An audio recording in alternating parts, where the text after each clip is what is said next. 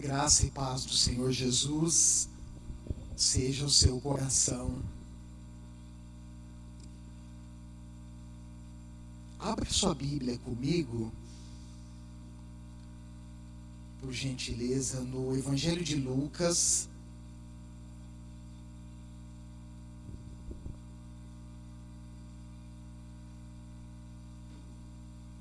no capítulo 24.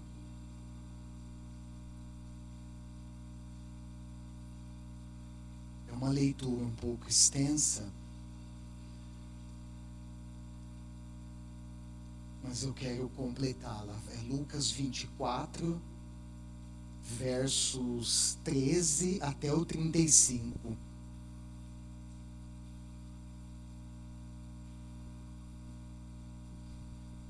Eu vou fazer leitura na NVI.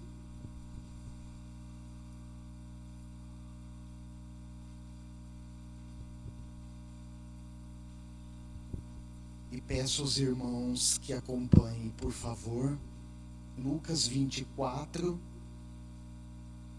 versos 13 ao 35.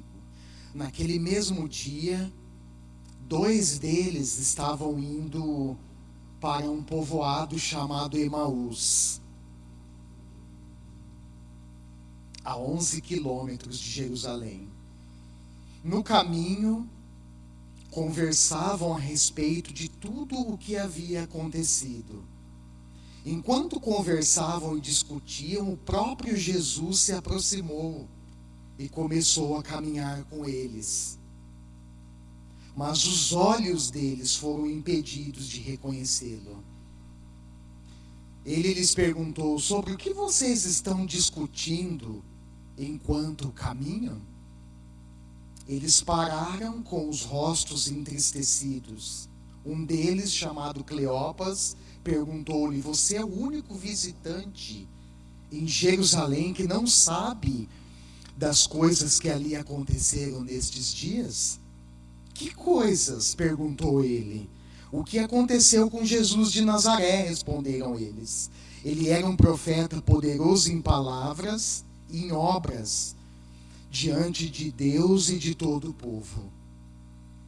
Os chefes dos sacerdotes e as nossas autoridades o entregaram para ser condenado à morte e o crucificaram. E nós esperávamos que era ele que ia trazer a redenção a Israel. E hoje é o 3º dia desde que tudo isso aconteceu. Algumas das mulheres entre nós nos deram um susto hoje. Foram de manhã bem cedo ao sepulcro e não acharam o corpo dele. Voltaram e nos contaram ter tido uma visão de anjos que disseram que ele está vivo. Alguns de nossos companheiros foram ao sepulcro e encontraram tudo exatamente como as mulheres tinham dito, mas não o viram. Ele lhes disse: como vocês custam a entender e como demoram a crer em tudo o que os profetas falaram. Não devia o Cristo sofrer essas coisas para entrar na sua glória? E começando por Moisés e todos os profetas, explicou-lhes o que constava a respeito dele em todas as Escrituras.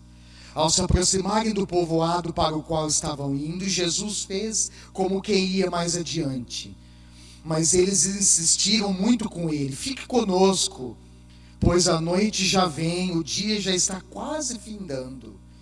Então ele entrou para ficar com eles. Quando estava à mesa com eles, tomou o pão, deu graças, partiu e deu a eles. Então os olhos deles foram abertos e o reconheceram. E ele desapareceu da vista deles. Perguntaram-se um ao outro: não estava queimando o nosso coração enquanto ele nos falava no caminho e nos expunha as Escrituras?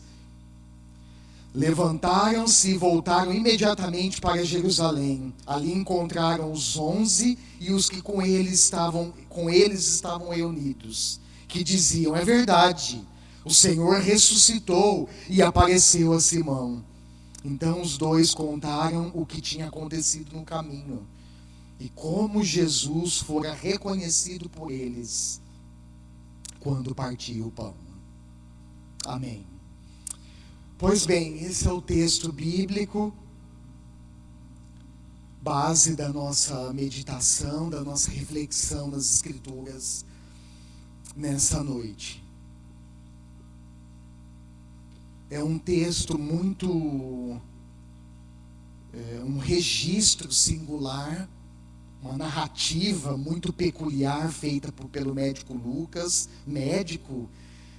evangelista Lucas, que certamente, irmãos, é um material rico de detalhes, e como eu tenho reforçado para vocês, semana após semana, anotem, estudem o texto, mergulhem na particularidade desse texto e extraiam dele muito mais do que eu posso compartilhar com vocês aqui em alguns minutos. Pois bem, todos nós enfrentamos dias sombrios e tristes, não é? Aqueles dias assim, densamente nublados,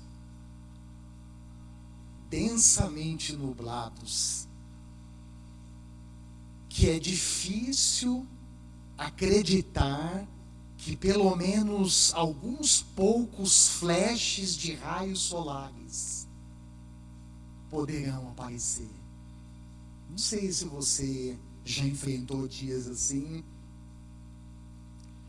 mas o fato é que todos nós enfrentamos esses dias. Porém, irmãos, alguns acontecimentos, eles são tão difíceis, tão dolorosos, que somos incapazes de enxergar que a solução, ela está bem ao nosso lado. Hoje à tarde, eu tive assim um momento muito especial na presença de Deus. E é impressionante porque Deus, ele conhece a nossa estrutura, Ele conhece o nosso coração. Ele é aquele que sonda tudo que está dentro do nosso coração e sabe o que nós pensamos, o que nós sentimos, as nossas motivações, o momento que nós estamos vivenciando. E foi muito especial porque eu ouvi a voz de Deus falando comigo. E Deus me trouxe assim, uma palavra de conforto, de amor. Sabe aquela palavra que vem direto do seu coração, na hora certa, no momento certo? Aquilo que exatamente a sua alma anseia ouvir, veio ao meu coração. O Senhor falou comigo e eu saí daquele tempo de oração diferente, irmãos. Diferente.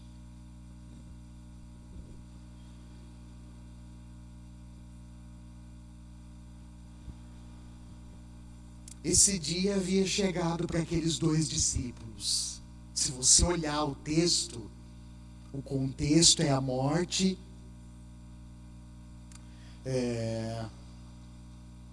a prisão de Jesus,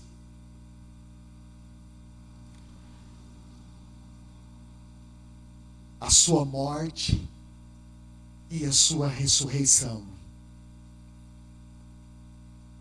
E esse dia havia chegado para aqueles dois discípulos, que deixaram Jerusalém, com certeza decepcionados e entristecidos, e caminhavam na direção de Emaús, que era um povoado. Há uma certa dúvida entre os próprios estudiosos da Bíblia entre o local exato, o nome, o local exato desse vilarejo, desse povoado chamado Emaús. Mas o fato é que eles deixam Jerusalém E Jerusalém, irmãos, nós sabemos, era o local onde estava o templo do Senhor, o templo magnífico que o rei Salomão havia construído. E nós sabemos que em Jerusalém era o local onde os discípulos, onde os apóstolos estavam reunidos, porque era neste local, eles tinham o templo como um símbolo, como um símbolo religioso, um símbolo que transmitia para eles, para o povo judeu, um sinal de poder, de conquista. E era nesse local que eles se encontravam para adorar a Deus, para ler as Escrituras, além das sinagogas que haviam espalhadas. E o texto diz que eles deixam esse local. Eles deixam Jerusalém e se deslocam para esse povoado chamado Emaús. Hoje, para vocês terem uma ideia, naquele tempo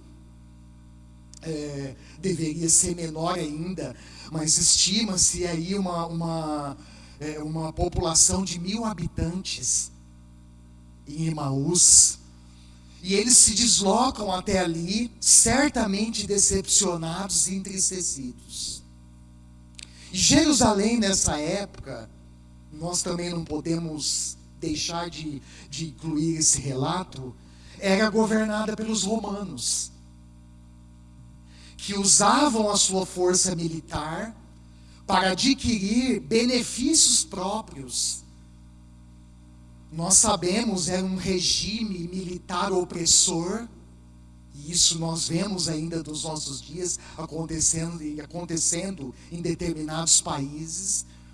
Era um regime militar opressor que usava dessa força, desse poder, para expandir o seu império. E um grande exemplo disso era a cobrança de impostos. E por isso, os publicanos, eles eram mal vistos e considerados os traidores da pátria. Porque a maioria desses publicanos eram judeus, recrutados pelos romanos para fazer esse trabalho. Como é que funcionava? Era mais ou menos assim: o Império Romano, eles promoviam leilões entre as regiões ali de Jerusalém e circunvizinhança, e aqueles que... Nós vamos ver um texto daqui a pouco que mostra, aliás, um texto fantástico das Escrituras, que vai nos dar um entendimento mais completo dessa realidade. Eles promoviam leilões, e aqueles que tinham mais posse financeira arrematavam esses leilões. E então ficavam responsáveis pela cobrança de impostos em algumas regiões, em determinados lugares de Jerusalém e vizinhança.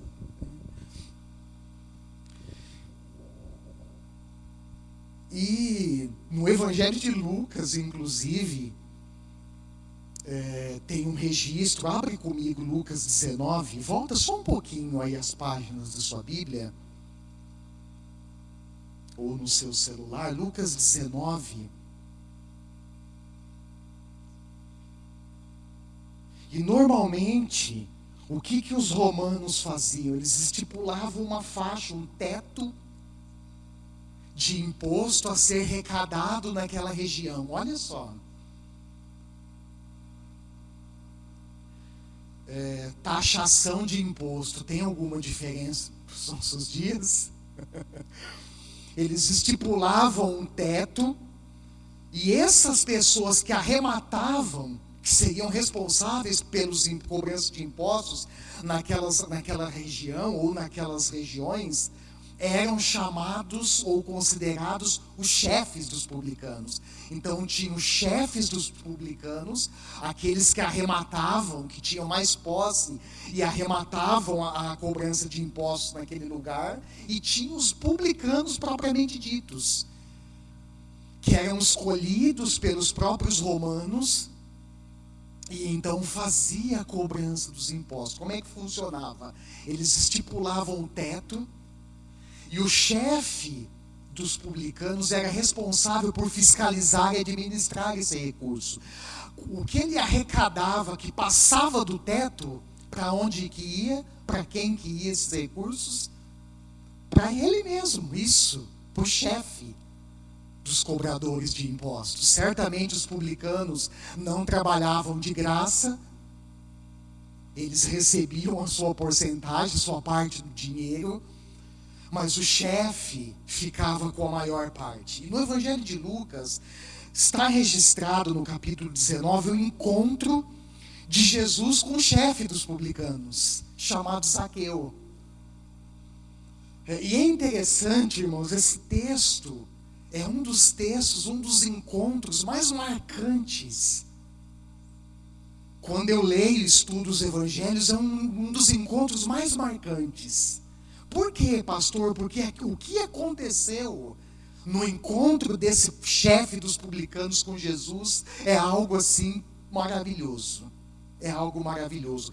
E é interessante que foi, se você notar o texto, olha lá Lucas 19, você vai lendo aí o início do texto e você vai perceber que foi o próprio Senhor Jesus que se ofereceu para ficar na casa de Zaqueu.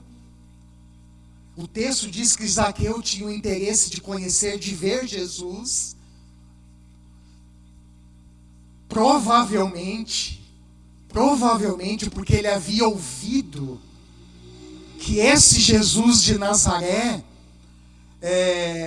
acolhia os publicanos, andava com os publicanos, e isso então salta o interesse de Zaqueu, e ele então quer ver Jesus.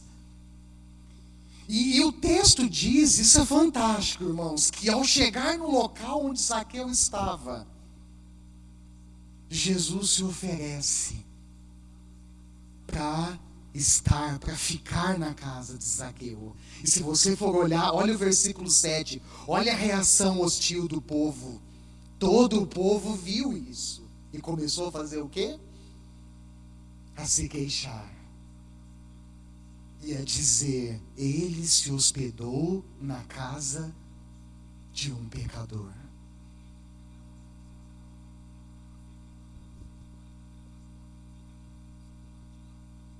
Porém, o resultado, como eu disse, desse encontro foi fantástico. Quando aquele que é totalmente santo, preste atenção nisso, se encontra com alguém considerado pecador pela sociedade. Olha o resultado desse encontro, irmãos. Jesus diz no verso 9, olha lá, hoje houve salvação nesta casa. Hoje houve salvação nesta casa, porque este homem também é filho de Abraão. Ou seja, Jesus está dizendo, esse homem vem da linhagem de Abraão, ou seja, ele era um judeu. Hoje houve salvação nesta casa, porque este homem também é filho de Abraão. Olha o resultado do encontro, irmãos, de Jesus com esse chefe dos publicanos. E quando nós nos encontramos verdadeiramente com Jesus Cristo, é isso que acontece. Diante da presença dele, diante da santidade dele, não somos nós que somos expostos, e sim os nossos pecados. E sim aquilo que desagrada ao Senhor que nós estamos alimentando na nossa vida. Mas quando você olha o texto, olha o verso 8. Olha que coisa linda. Mas Zaqueu levantou-se e disse ao Senhor, olha Senhor, olha a atitude de Zaqueu diante de Jesus, atestando a veracidade, a realidade da salvação que Jesus tinha promovido na vida daquele homem. Olha só, Olha, Senhor, estou dando a metade dos meus bens aos pobres. E se de alguém extorquir alguma coisa, devolverei 4 vezes mais. Essa, irmãos, é a atitude daqueles que se encontram com Jesus ressurreto. Amém? Olha, Senhor, eu estou dando. Percebe que Jesus, Ele não toca nos registros que nós temos aqui, Ele não toca em nenhum momento na questão de cobrança de imposto, quem era Zaqueu, qual era a reputação dele diante da sociedade. Nós não vemos nada disso no texto. Mas o que nós vemos é que o encontro com Jesus ressurreto promove salvação. E aí ele se levanta: Senhor, estou dando metade dos meus bens aos pobres, e se extorquir de alguém alguma coisa, eu devolverei 4 vezes mais. As pessoas que a sociedade da época olhavam com olhos de condenação e rejeição eram acolhidas e assistidas por Jesus. Jesus acolhia, sentava, conversava com publicanos, com prostitutas, com toda sorte de pecadores que havia naquele tempo. Essas eram as pessoas, irmãos, que Jesus sentava. Pessoas que a sociedade da época olhava com olhos de exclusão, com olhos de rejeição. Mas essas pessoas eram aquelas que Jesus sentava, acolhia, ensinava e salvava.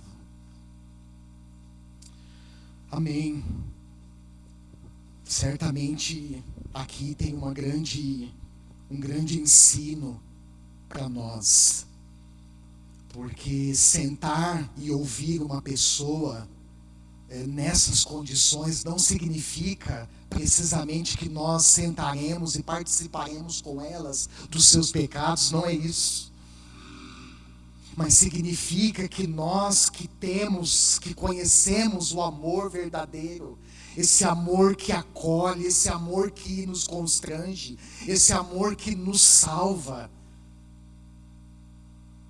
Também, irmãos, precisamos estender esse amor, essa compaixão para aqueles que estão precisando. E eu passo agora a apresentar algumas particularidades do texto. Primeira, Jesus é o único motivo da nossa esperança. Amém? Jesus é o único motivo da nossa esperança.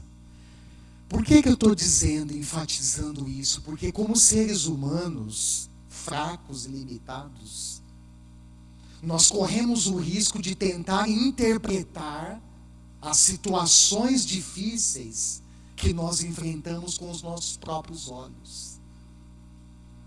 E isso é muito perigoso, irmãos. Isso é muito perigoso. Por quê? Porque nós somos tentados a colocar a nossa esperança, preste atenção, em sistemas, em estruturas e em pessoas. E acrescentaria aqui recursos. Porque quando nós fazemos isso, nós acreditamos, nós estamos colocando a nossa esperança e acreditamos que esse sistema, essa estrutura, essas pessoas, esses recursos, na realidade, vai nos, de alguma forma, suprir a nossa necessidade. Vai, de alguma forma, mudar a situação em si, que nos aflige, que nos assola. Mas nós não podemos esquecer, não podemos tirar os nossos olhos de Jesus, porque Ele é o único motivo da nossa esperança. E interessante perceber que no caminho, olha lá o texto dos versos 14 e 15, no caminho, enquanto eles conversavam e discutiam sobre o acontecimento que, aliás, causou uma repercussão enorme em Jerusalém, o próprio Jesus se aproximou. Olha lá o texto.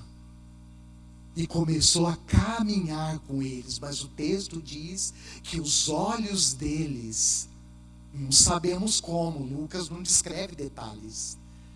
Ele só escreve que os olhos deles foram impedidos de reconhecer Jesus. Interessante, versos 14 e 15, interessante perceber também que uma simples pergunta, olha lá o texto, feita por Jesus, no olha lá, desculpa, eu perdi aqui o versículo, verso 19. Uma simples pergunta feita por Jesus trouxe à tona um ponto muito importante. Aí aqui eu quero abrir um parênteses para tratar esse ponto com vocês. Qual é esse ponto? É a interpretação que aqueles 2 discípulos fizeram de Jesus. Olha o texto, verso 19. Que coisas? Perguntou ele. Essa é a pergunta de Jesus. E aí vem a resposta dos 2 discípulos. O que aconteceu com Jesus de Nazaré, responderam eles. Ele era um profeta, poderoso em palavras e em obras, diante de Deus e de todo o povo. Essa é a leitura que aqueles 2 discípulos fizeram de Jesus. Ele era um profeta, poderoso em palavras e em obras diante de Deus e de todo o povo.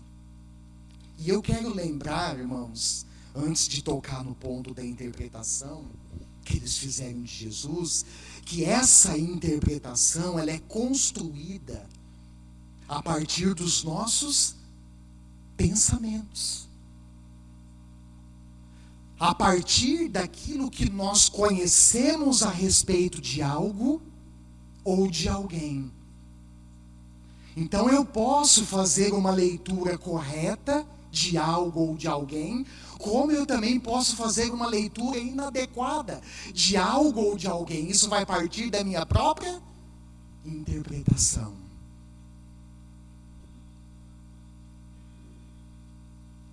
E isso é muito importante. Por quê? Porque o produto que é gerado a partir dessa interpretação gera em nós uma esperança. Gera em nós uma esperança. Logo, se a interpretação for correta, como eu disse, saudável, vai gerar em nós uma esperança saudável. Uma esperança correta. E o que eles fizeram? Eles interpretaram Cristo do ponto de vista humano. E isso foi um grande problema, irmãos, e inclusive continua sendo um grande problema para os judeus. Porque quando nós interpretamos, isso inclusive continua sendo um problema não só para eles, mas para várias pessoas em vários contextos do mundo. Se você sair por aí perguntando quem é Jesus? Quem é Jesus? O Jesus histórico que a Bíblia registra. Certamente, dentre as respostas variadas, essa é uma delas que você vai ouvir. Ele foi um profeta poderoso. Ou aqueles mais radicais, cuja interpretação também é radical, descontextualizada da Bíblia, lógico, vão responder assim: ele foi um grande revolucionário. E assim por diante. E qual é o problema de interpretar Jesus do ponto de vista humano? É que nós reduzimos ele a um simples profeta. Qual é o perigo, qual é o problema de interpretar Cristo do ponto de vista humano? É que nós o reduzimos, por exemplo, a um simples milagreiro. Irmãos, quantas pessoas, olha para os evangelhos, Jesus operava cura e milagres, sim ou não? Sim, isso é indiscutível. Mas quantas pessoas procuraram Jesus e quantas pessoas naquele tempo e ainda hoje procuram Jesus porque tem uma interpretação de que ele é um homem, um profeta poderoso que realiza milagres. E sim, ele realiza milagres. Mas quando nós fazemos isso, quando nós fazemos essa leitura incompleta, nós reduzimos Jesus a um simples profeta, a um simples milagreiro, que pode resolver todos os nossos problemas.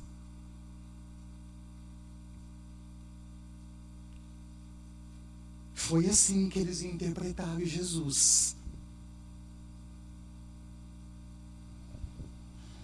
E a pergunta para mim e para você hoje, e para as pessoas que vão acompanhar a mensagem posteriormente, é o seguinte: como nós devemos interpretar Jesus? Faz essa pergunta para a pessoa que está do seu lado.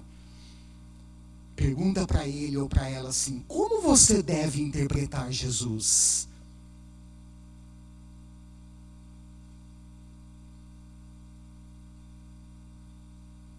Do ponto de vista divino, do ponto de vista celestial.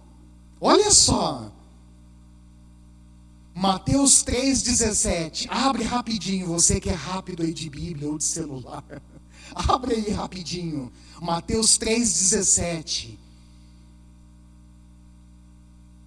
Jesus é batizado por João Batista. Aliás, João Batista relutou para batizar Jesus, porque ele disse: Senhor, eu preciso ser batizado pelo Senhor, não o Senhor ser batizado por mim. Então João Batista reluta, mas Jesus diz para ele: ó, deixa assim por enquanto, é necessário que seja assim. E João Batista então tem o privilégio, irmão, já pensou? Meu Deus, eu fico pensando, esse era o batismo que eu queria fazer, se eu tivesse lá. Pensou que privilégio? Batizar o próprio Mestre, o próprio Senhor e Salvador. João Batista realiza o batismo de Jesus. Quando ele sai da água, acontece duas coisas extraordinárias. Qual foi a primeira? O Espírito Santo desce, olha só, em forma corpórea de pomba, e pousa sobre ele. Essa foi a primeira coisa.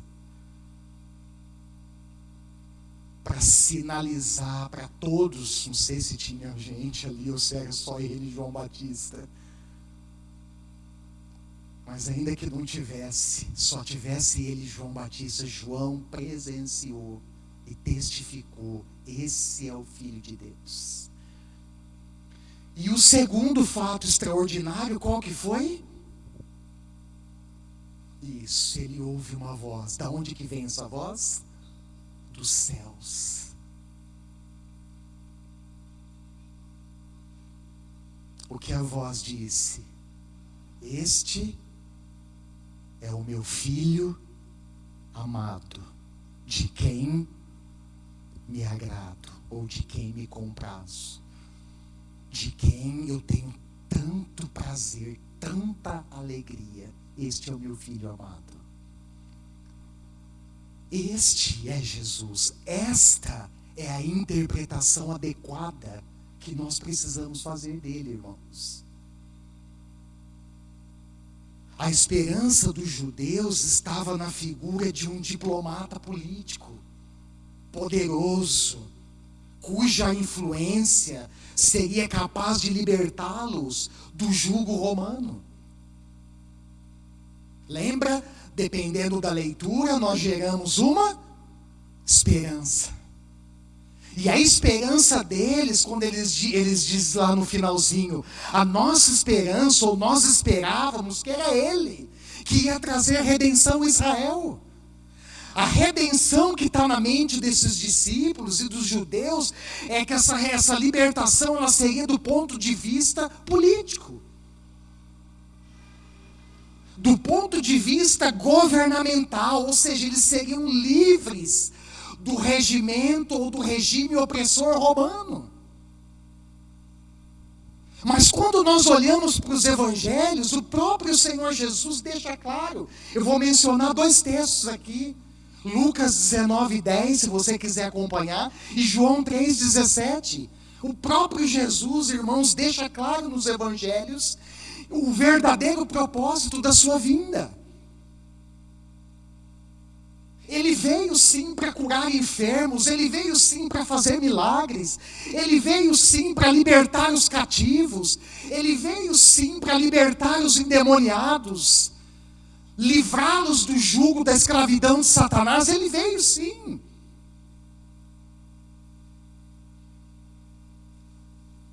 Mas olha o verdadeiro propósito,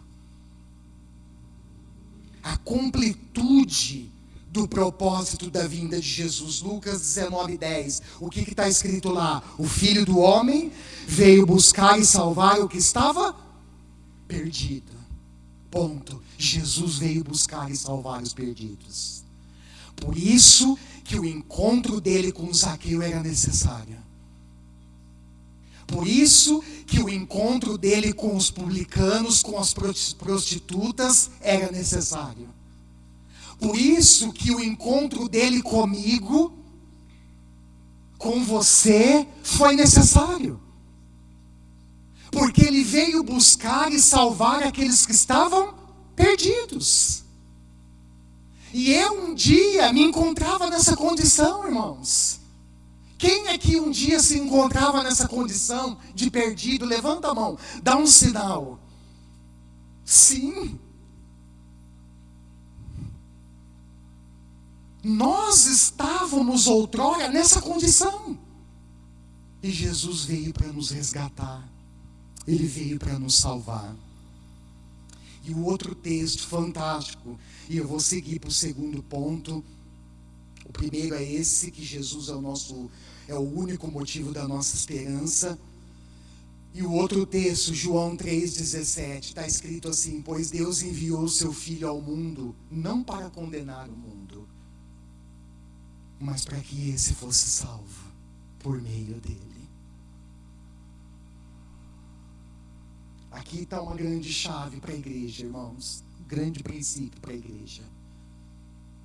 Se Jesus, preste atenção nisso, se Jesus veio ao mundo não para condená-lo, mas para salvá-lo, ele morreu, ressuscitou, virou o assunto aos céus, está sentado à direita de Deus Pai Todo-Poderoso, de onde há de vir para julgar o mundo um dia. Quando Jesus vira assunto nos céus, ele deixa um representante legítimo dele na terra. Quem é esse representante? Isso, a igreja, somos nós. E se ele veio ao mundo não para condenar, mas para salvar o mundo, lógico, a igreja não salva ninguém. Quem salva as pessoas é Jesus Cristo. Mas como representantes de Cristo nesse mundo, preste atenção, nós não somos chamados a condenar o mundo. E muitas vezes, irmãos, a igreja, ela cai nesse erro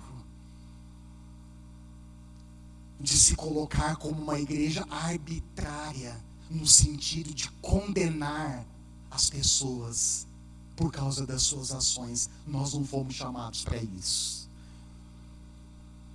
Nós somos chamados para proclamar o Evangelho e para compartilhar desse amor divino que nós recebemos um dia. Amém?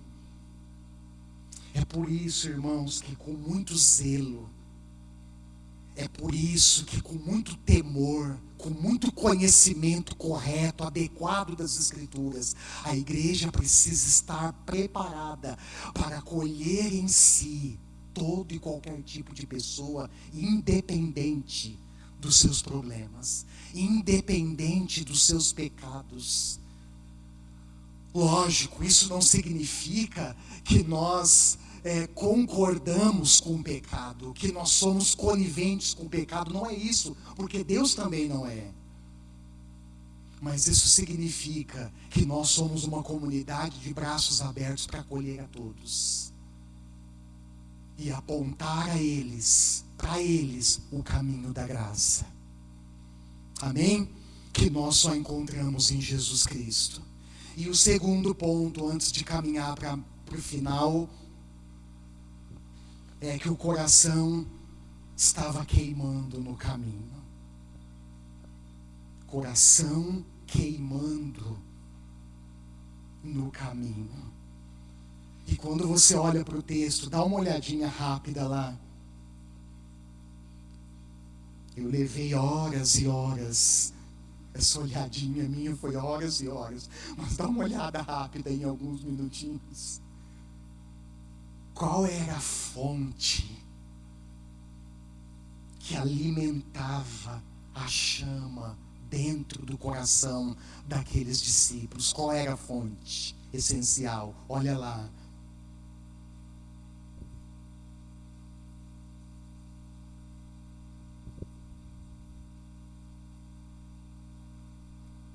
A presença de quem?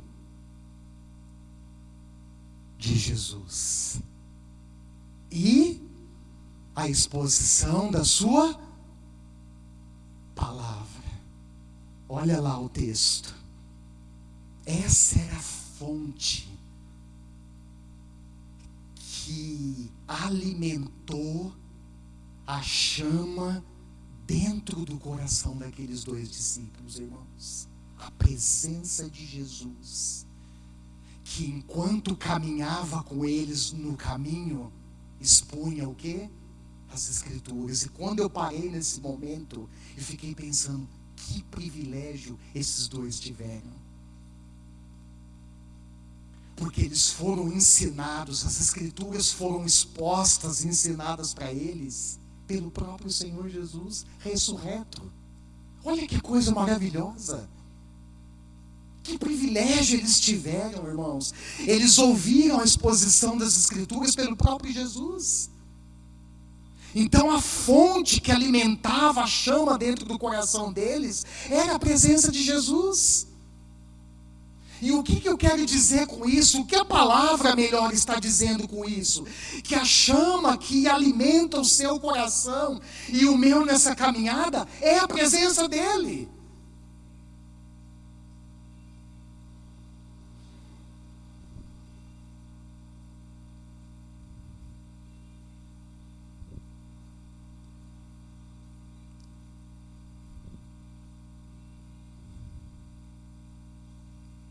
Que exposição, hein?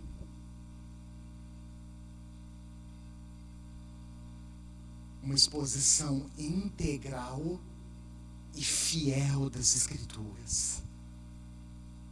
Alimentou a fé, a chama da fé no coração daqueles dois e alimenta a chama da fé nos nossos corações ainda hoje.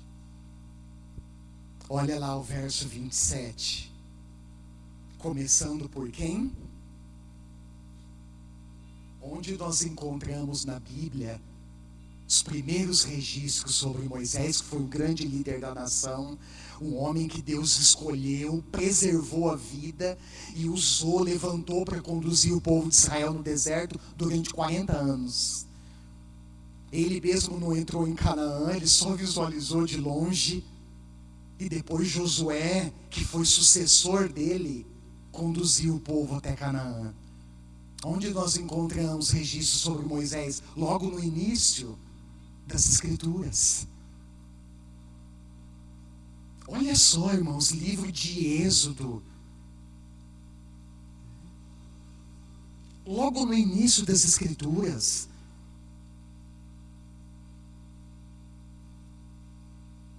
Levíticos, Números, olha só. Jesus faz uma exposição completa, começa por Moisés, passa por todos os profetas. Olha, que interessante.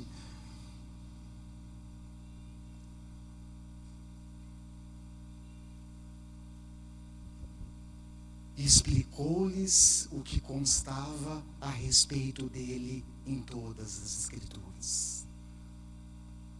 Sabe o que alimenta a chama queimando dentro do nosso coração, irmãos?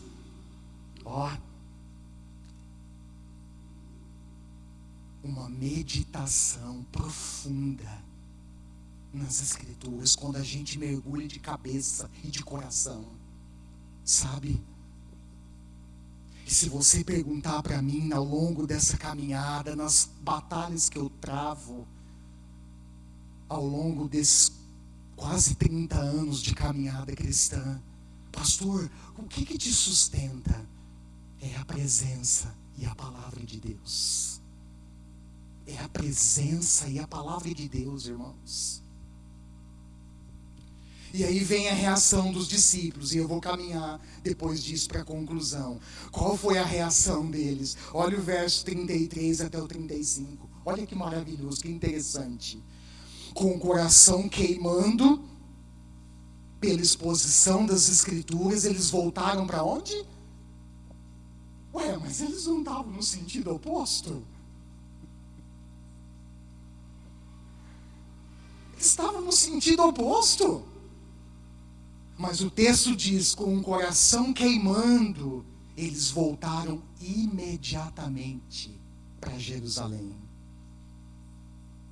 Quando o coração queima, os pés aceleram. Amém? Quando o coração queima, os pés aceleram. Afinal, tem uma mensagem importante. Eu tenho a melhor notícia de todas para espalhar, para compartilhar. Olha o verso 33 e 35. Os 11, os outros que estavam reunidos com ele, o que eles diziam? É verdade. É verdade, o Senhor ressuscitou e apareceu a Simão. Esse Simão aqui é Pedro, Simão Pedro, porque tinha Simão o Zelote. É verdade, o Senhor apareceu a Simão. E a aparição física de Jesus, irmãos, comprovou a veracidade da sua ressurreição. E esse fato se tornou, inclusive, um ponto central da mensagem apostólica. Se você for olhar algumas passagens das Escrituras, por exemplo, a pregação de Pedro em Atos capítulo 3. Qual é a linha central da pregação de Pedro? A ressurreição, a morte e a ressurreição de Jesus. Se você for olhar Atos capítulo 26, quando o apóstolo Paulo faz a sua defesa diante do rei Agripa, qual é a linha, qual é a ênfase, qual é o argumento central da mensagem da defesa de Paulo? A ressurreição do Senhor. O que isso significa? Jesus está vivo. Jesus está vivo. E Ele habita em mim, Ele habita em vocês, em nós, na pessoa divina do Espírito Santo.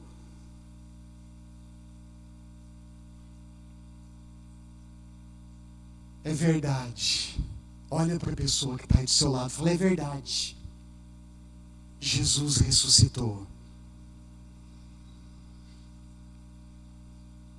Essa é a mensagem, irmãos e irmãs, que nós precisamos proclamar, comunicar com convicção onde nós estivermos. E eu quero encerrar destacando que é na comunhão à mesa com Cristo ressurreto que os nossos olhos são abertos. Se você for olhar o texto, diz que eles foram impedidos de reconhecer Jesus. Tem toda uma caminhada. Quando os olhos deles foram abertos, quando eles estavam com Jesus à mesa, foi somente no momento da comunhão à mesa que eles reconheceram Jesus. E aqui, irmãos, nós precisamos abrir um parênteses para fazer uma consideração importante, a partir do contexto cultural judaico.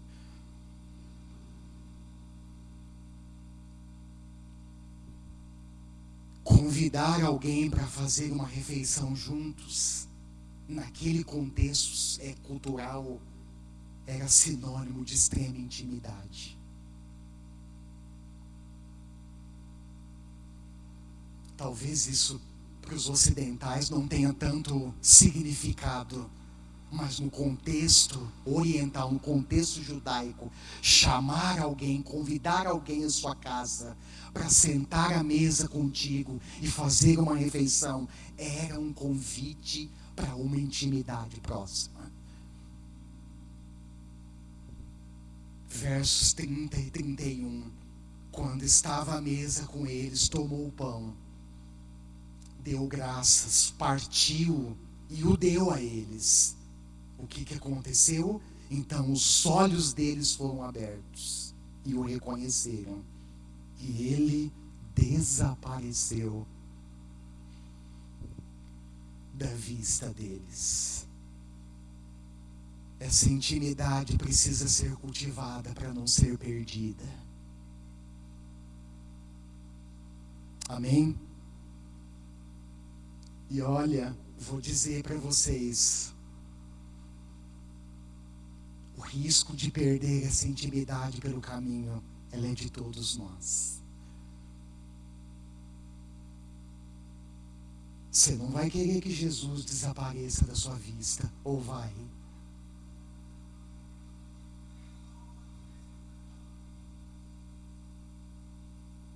Como é que eu faço, pastor? Cultive diariamente a sua comunhão com Ele. Se alimente da sua presença e da sua palavra. É isso, irmãos, que tem me mantido de pé, mesmo nos dias mais sombrios. E eu já falei para vocês com muita sinceridade, como eu procuro sempre fazer. Eu sou uma pessoa que não tem jeito, irmãos. Quando eu não estou bem, quando tem alguma coisa me pegando dentro da alma, eu não tem jeito. Eu demonstro. Me desculpe, por favor, eu não sei se isso é bom ou se isso é ruim. Na realidade, pouco me importa isso. O que me importa é ser quem eu sou. E Deus sabe disso. E por saber e me conhecer bem, hoje à tarde, no período de oração, Ele confortou o meu coração. Cultive diariamente a sua comunhão com Ele, se alimente da sua presença e da sua palavra. É isso que vai manter seu coração queimando durante o caminho. E essa, irmãos, foi a minha oração principal enquanto eu lia, estudava, preparava, revisava a mensagem. Essa foi uma das minhas orações principais. Eu orei e clamei, Senhor, que o meu coração continue queimando no caminho. Que eu não perca o Senhor de vista. E quando o coração queima, durante o caminho, os pés aceleram. E nós somos impulsionados a anunciar a mensagem que está queimando no nosso coração. Amém? Feche os seus olhos por um instante, para que você possa, por alguns minutos agora, antes de encerrarmos o culto,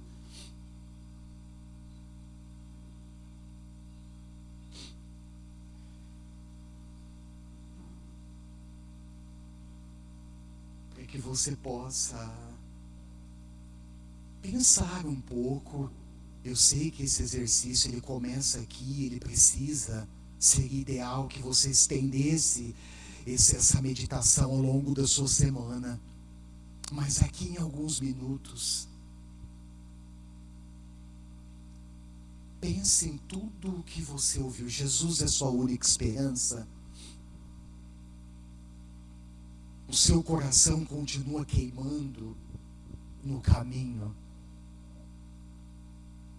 Os pés, o coração que queima, acelera os pés para anunciar a mensagem do Jesus ressurreto, que veio para buscar e salvar o perdido.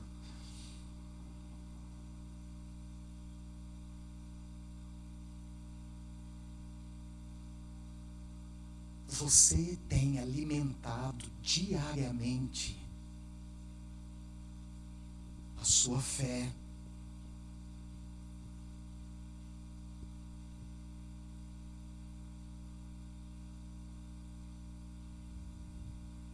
Através da sua comunhão com Cristo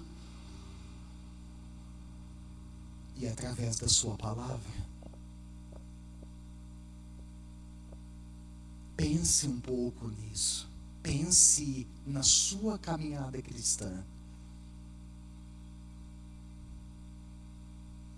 E a partir disso, ore ao Senhor. Ore ao Senhor.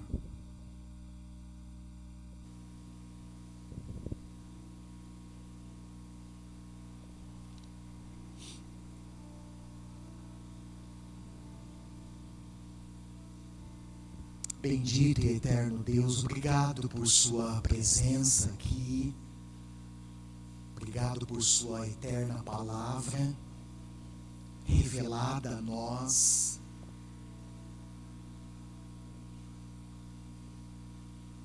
Que testifica acerca do Senhor, de quem o Senhor é, do seu propósito, porque o Senhor veio, que testifica da sua morte, da sua ressurreição, que testifica do seu grande amor e misericórdia por cada um de nós. Senhor, eu quero te agradecer. E a minha oração nesse momento de encerramento da mensagem